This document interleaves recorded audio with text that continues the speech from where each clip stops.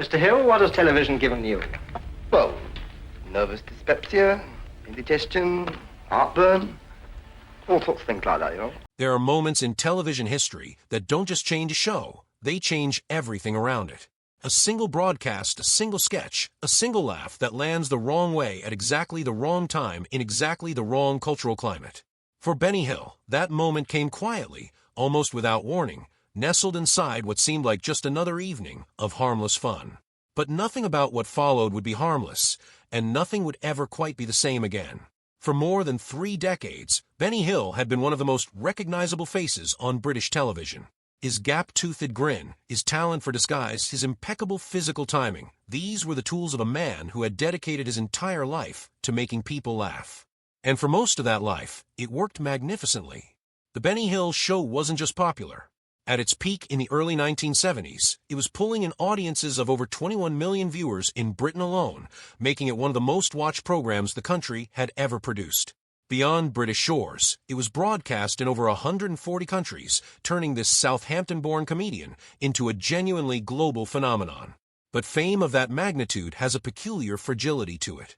The higher the pedestal, the more exposed the figure standing on top of it. And as the 1980s deepened, the cultural ground beneath Benny Hill's feet was shifting in ways that neither he nor Thames Television fully understood, or perhaps fully wanted to acknowledge. What had once felt like cheeky, harmless fun to millions of viewers was beginning to feel, to a growing and increasingly vocal segment of the public, like something else entirely. Something outdated. Something troubling. Something that needed to be stopped.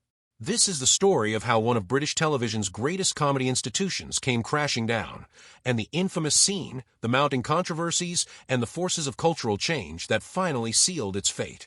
To understand what was lost, and why it was lost, you have to understand what Benny Hill had actually built over the course of his career. Because this wasn't a man who stumbled into success. This was a man who had been working toward it with extraordinary dedication since he was barely out of his teenage years. Alfred Hawthorne Hill was born in Southampton in 1924 into a family with an unlikely streak of performance in its bloodline. His grandfather had been a circus clown. His father, by contrast, ran a surgical appliance shop, a grounded, practical man who had seemingly turned away from the family's theatrical roots. But those roots reached deep, and in young Alfred, they found fertile ground. From an early age, he was drawn to comedy, to performance, to the particular magic of making a room full of strangers laugh. He cycled through a remarkable variety of early jobs, working at Woolworths, driving a milk float, operating a bridge, playing drums in small venues. Each of these experiences, unglamorous as they were, fed something in him. They gave him characters, scenarios, a treasury of working-class English life that he would draw on for the rest of his career.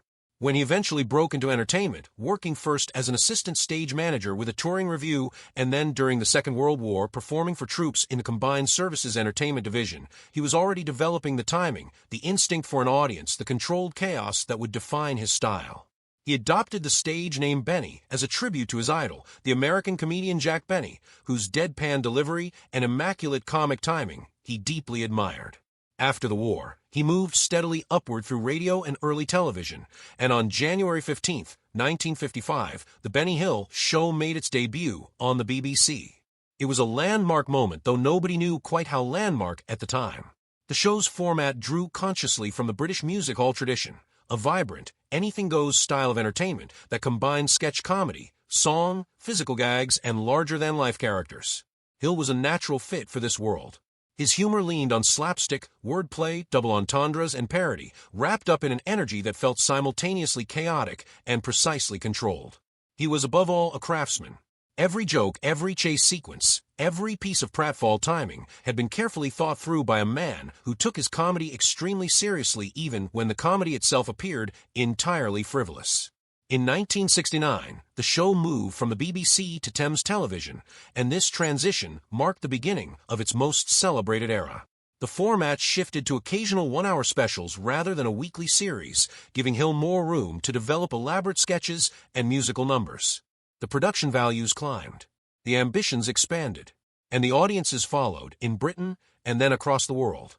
What made the Benny Hill Show work so effectively for so long was a combination of elements that each reinforced the others. There was the physical comedy, Hill's extraordinary ability to transform his body, to chase and be chased, to communicate entire emotional landscapes through a raised eyebrow or a staggering run. There were the recurring characters, beloved figures like Fred Scuttle, a bumbling, saluting incompetent who became one of Hill's most enduring creations.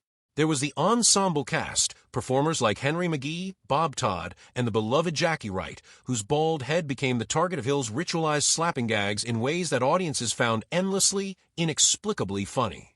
And then there were Hill's Angels. Introduced as the show evolved into the 1980s, Hill's Angels were a troupe of young women, glamorous, physically confident, present in both choreographed dance sequences and in the comedic sketches themselves. Their inclusion brought a new visual energy to the program and widened its appeal in certain directions. But it also made explicit something that had always been present in Hill's comedy, but had previously been more obliquely expressed: the show's fascination with female sexuality as a subject of comedy, pursuit, and spectacle. The women on the Benny Hill show were rarely portrayed as equals in the comedic landscape. They were, more often than not, the objects of the joke rather than its architects. They were chased. They were ogled. Their clothing was, by design, minimal. The humor surrounding them was rooted in the idea that men desired them helplessly and comically, and that this dynamic was inherently funny rather than potentially problematic. For most of the show's run, this formula sailed by without serious challenge. In the 1960s and much of the 1970s, the prevailing view among both audiences and critics was that this was simply the nature of light entertainment, bawdy, cheeky, essentially innocent. The wind was about to change direction entirely. In the late 1980s, a particular sketch aired that crystallized every criticism that had been building against the show for years. The sketch in question was a parody of a beauty pageant, a format that, in itself, was already beginning to attract serious feminist critique for its objectification of women. In Hill's version, the humor was centered on the contestants being ogled, assessed, and reduced entirely to their physical appearances, with jokes that many viewers found not merely unfunny, but genuinely offensive in their dismissiveness of women as full human beings. The sketch was not, by any objective measure, dramatically different from many other things the Benny Hill show had broadcast over the years. But context is everything in comedy, and by the time this sketch aired, the context had transformed completely. This was no longer the early 1970s, when 21 million people settled comfortably in front of their television sets for an uncomplicated evening of slapstick. This was a Britain that had been reshaped by years of feminist activism, by shifting cultural attitudes, by a new generation of comedians who were consciously building their work around an entirely different set of values. The sketch landed like a match thrown into dry tinder.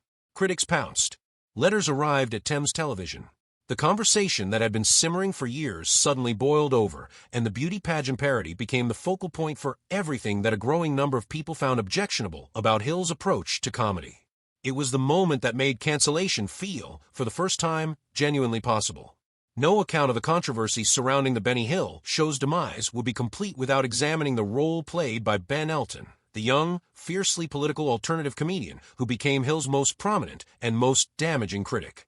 Elton was part of a new wave of British comedy that had emerged in the early 1980s, centered around venues like the Comedy Store in London, and propelled into mainstream consciousness by television programs like The Young Ones and Saturday Live.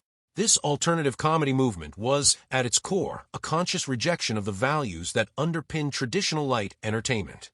Where the old guard had relied on stereotypes, racial minorities, women, gay people, the working class, as the subjects of easy, lazy jokes, the new comedians declared these targets off-limits and redirected their satirical energy toward the powerful rather than the vulnerable. Elton was one of the loudest and most articulate voices in this movement. And in 1987, he turned his attention squarely to Benny Hill. In comments made both on television, specifically on the influential program Saturday Live, and in the January 1987 issue of Q magazine, Elton made a striking and deeply serious accusation. He argued that the Benny Hill show was not merely outdated or tasteless, but was actively harmful, that by consistently portraying women as objects of male pursuit and desire, the show contributed to a cultural climate in which women felt unsafe in public spaces. He linked the show's imagery and comedy directly to real-world crimes and misdemeanors against women. It was a bold claim, and it detonated a fierce public debate. Defenders of Hill argued that the leap from a comedy show to real-world violence was absurd, a position articulated memorably in the pages of various publications.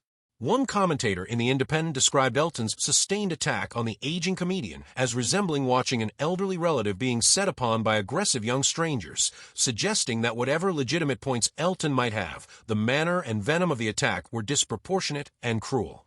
GQ magazine went further, comparing the logic of blaming a comedy show for societal violence to blaming concert pianists for unrelated catastrophes, an argument designed to highlight what they saw as the intellectual absurdity of Elton's position. But Elton's argument struck a deep chord with a significant portion of the public and, crucially, with the people who worked inside the television industry. The Broadcasting Standards Council added its institutional weight to the debate, with a spokesperson acknowledging that attitudes toward the kind of humor Hill specialized in had shifted fundamentally, that imagery, which had once seemed like harmless fun, was now widely perceived as offensive and degrading. The debate itself, regardless of where one stood within it, had achieved something that would prove fatal for the show. It had made the Benny Hill show a topic of controversy rather than simply a source of entertainment. Once a program becomes a political and cultural battleground, the simple pleasure of watching it is poisoned. Viewers who might have watched without thinking now watched through a critical lens. Advertisers grew nervous. Executives at Thames Television began to ask uncomfortable questions about whether the association with the show was still worth the reputational cost. In a delicious and rather telling footnote to all of this, Ben Elton would later be invited to satirize himself and his own crusade in the comedy series Harry Enfield and Chums, appearing as a character called Benny Elton, a pompous, politically correct killjoy who, in a wonderfully circular piece of comedy, ends up being chased by a group of angry women to the sound of yakety sax. It was the kind of joke that worked on multiple levels simultaneously, acknowledging that Elton's campaign had perhaps occasionally tipped into self-parody, while still not entirely invalidating his underlying point. The controversy ignited by that beauty pageant sketch and fueled by Elton's public attacks did not cancel the Benny Hill show on its own. Cancellation rarely has a single cause. What it does have is a tipping point, a moment when the various pressures that have been building finally accumulate into an unstoppable momentum. At Thames Television, that tipping point arrived in 1989. The official reasons cited for the cancellation were primarily financial and practical. The show had become extraordinarily expensive to produce, with each episode reportedly costing in the region of £450,000, a figure that, adjusted for inflation, represents well over £1 million in contemporary terms. For a show that had once commanded audiences of over 20 million, those costs had been entirely justifiable. But audience numbers had been declining steadily through the late 1980s. The viewers who had once gathered in enormous numbers for Benny Hill were not deserting him en masse, but enough of them were drifting away toward newer programs, newer sensibilities, a television landscape that was rapidly diversifying and fragmenting, that the mathematics of the situation had changed. When declining viewership reduces advertising revenues while production costs remain high, the business case for continuing a show begins to collapse. The executives at Thames could look at their spreadsheets and find perfectly rational, numbers-based justifications for the decision they were already leaning toward for cultural and reputational reasons. Benny Hill, for his part, did not go quietly, but neither did he go loudly. His departure from Thames Television in late May 1989 was announced with a certain dignity, though those close to him suggested that the cancellation had wounded him more deeply than he was willing to admit publicly. He had, after all, spent 21 years building the Thames version of his show into something genuinely remarkable. He had earned the company an estimated £26 million, much of it through the show's extraordinary success in the American market, where it had been syndicated across networks and earned Emmy Award nominations in 1980 and 1981. To have that relationship ended in this way, not with a celebration of what had been achieved, but with a quiet administrative decision driven partly by the desire to distance the network from controversy, must have felt like a particular kind of betrayal. The years that followed were not kind to Benny Hill.